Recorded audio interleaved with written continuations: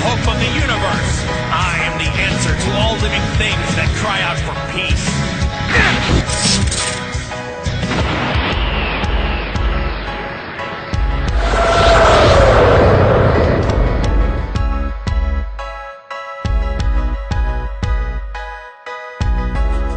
Well, hello Dragon Ball Super fans, it's Sam Khan here. I am back, as you guys can see by the title of this video. So today we are going to be targeting our attention on the original Super Saiyan God. This is a certain video that I have been meaning to cover here on YouTube, where I never really found the opportunity to develop this discussion with you guys. But today is a great exception as we get to dive in to the original Super Saiyan God concept, something that we got introduced to about 4.5 years ago when Battle of Gods was released in Japan. We will talk about this one extensively in this video, as I know this is a discussion that possibly I suppose would have the attention of many people, and I would expect for the people that will join this specific video, I would advise you guys to watch the entirety of it. It will only make sense if you watch till the very end of the video, so I would suggest that you stay till the end. Without any further ado, let's get into this. Now, in order for this video to make sense and to kind of give you guys a bigger picture here, I have to take a brief history journey with you guys, so bear with me. Going back in time, 4.5 years ago, Battle of Gods hits the Japanese theaters, and basically this massive explosion happens where the Dragon Ball Z fandom kind of is reuniting to, I suppose, celebrate the release of this movie. And in that movie, not only did we discover that there is something called a Destroyer God that supersedes everybody in that universe, and also every god has an angel. The angel is even above the deity. The angel is essentially the master, I suppose, the one that taught Beerus how to fight, but that's irrelevant to the story. But we also got to find out something else that I believe presents a really crucial element to this video, and is something that really, I guess, Dragon Ball Super has never technically touched upon, though we would know. The thing is that in Battle of Gods, Goku, received this new power-up. We get introduced to something called the Super Saiyan God, which is essentially a ritual that the Saiyans performed in order for this warrior to actually be awakened. But prior to that event, Shenron was summoned in order for them to actually find out what even is a Super Saiyan God. And Shenron went on this lengthy speech. Really would never seen the dragon talk this much. And he said that there's something called the original Super Saiyan God. Yes, there is a fighter out there that a very long time ago was summoned. He actually defeated the threat, and then he vanished as quickly as he appeared, leaving no trace behind. We don't know who that is. The fandom has speculated from time to time that it could have been Bardock. Some have believed that it may actually be Broly. So, when it comes to speculations, there's actually a lot floating around, and certainly I'm not here to confirm who he is or give you guys an official picture of who this fighter is, but I'm here to speculate as to if there is a chance for this fighter to debut in Dragon Ball Super, and if there's any chance for him to be relevant in the story eventually. Is there any way for, I suppose, the story to develop in such a way where it would allow for such being to intervene? That's coming up next. Now, fast forward a few years later, and we get this enormous announcement that Dragon Ball is making an ultimate comeback with the form of Dragon Ball Super. Everybody's jumping off their seats. Everyone is so happy. And then, of course, the theories begin, and we get up to, I guess, the Tournament of Power arc, which I guess at this point should be considered by far the cornerstone of Dragon Ball Super. So much fighting.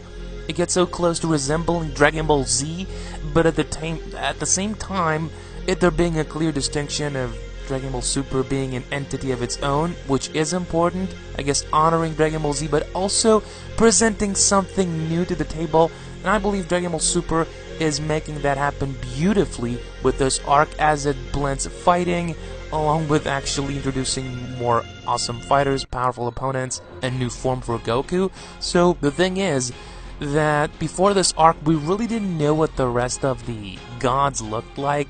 We only had seen Champa and the Universe 6, tournament arc. And then, of course, there was this theory that I tended to support, and that is that there may have been a Saiyan that was a god of destruction. I would have loved if there was a Saiyan that was a destroyer god per se. That would have been extremely cool to get to discover, though we didn't really got that.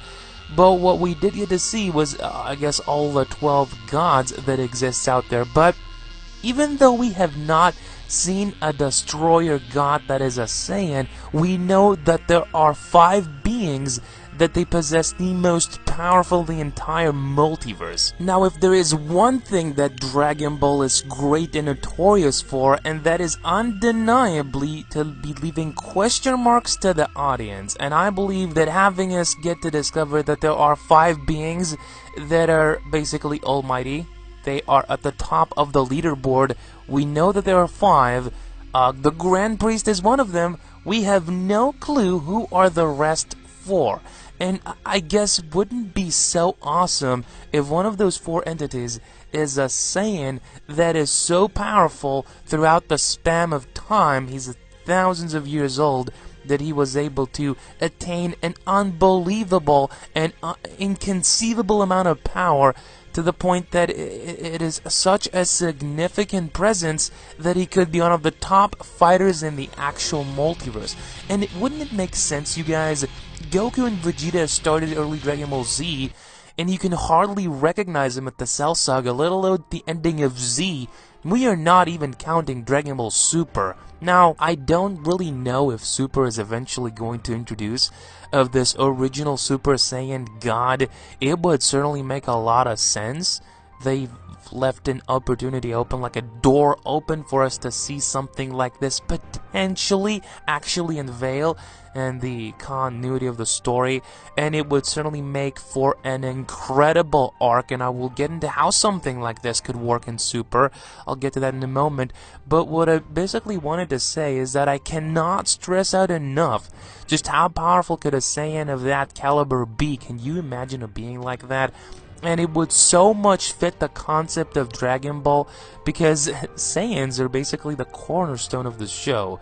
This is what Dragon Ball Z is, and Dragon Ball Super, I guess. How much more powerful the Saiyans would get, and having a Saiyan that would be almighty. I guess my dream was always for there to actually be a Saiyan that is on the top of the leaderboard and would make everybody look like nothing, because this is an ongoing, I suppose, growth from the Saiyan race, and it would make sense for somebody to be standing at the pinnacle, and for that somebody to be the one that thousands of years ago experienced the power of the Super Saiyan God. Now, I guess this fun-made depiction that you're seeing in the thumbnail, how this could come into fruition, and by the way, this has been created by this awesome artist, Cole Maniaci. Link will be down in the description. Certainly go ahead and check out his stuff. As an amazing artist, I cannot stress out that enough. So let's get into how this could, I suppose, present itself. I doubt that there isn't a single one of you guys out there that has not at some point questioned the motives of the Grand Priest. So wouldn't it be awesome if eventually, at some point in Dragon Ball Super, the Grand Priest is seeking revenge and starts this all-out war to where all of the gods are being involved. We see the topmost 5 individuals, the most powerful fighters in the multiverse, also having to step in and perhaps, I suppose, have something to say about it.